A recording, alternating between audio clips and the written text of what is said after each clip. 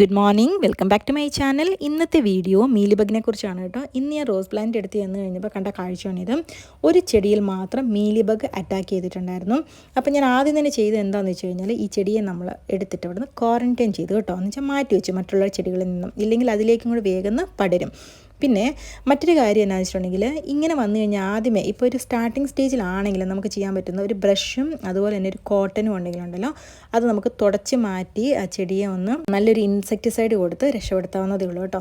ഇനി അതല്ല മറ്റുള്ള ചെടികളിലേക്കൊക്കെ പടർന്നിട്ടുണ്ടെങ്കിൽ അത് വളരെ ബുദ്ധിമുട്ടാണ് ഇതിനെ തുടച്ച് നീക്കാന്നുണ്ടെങ്കിൽ, കാരണം ഇത് മുട്ടയിട്ട് വേഗമാണ് ഇത് പെരുകുന്നത്.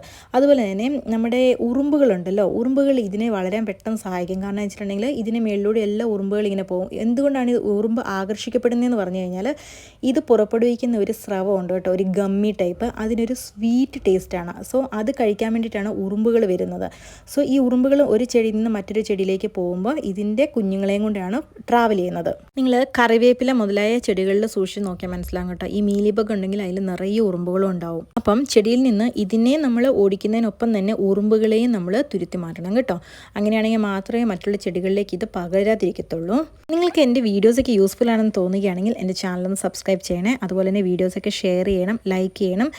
നിങ്ങളുടെ അഭിപ്രായങ്ങൾ കമൻറ്റ് രൂപേണ എന്നെ അറിയിക്കുകയും വേണം കേട്ടോ. ഇന്നത്തെ റോസ് വിശേഷം ഇത്രയേ ഉള്ളൂ. പുതിയ റോസ് വിശേഷമായി നമുക്ക് മറ്റൊരു വീഡിയോയിൽ കണ്ടുകൊണ്ട്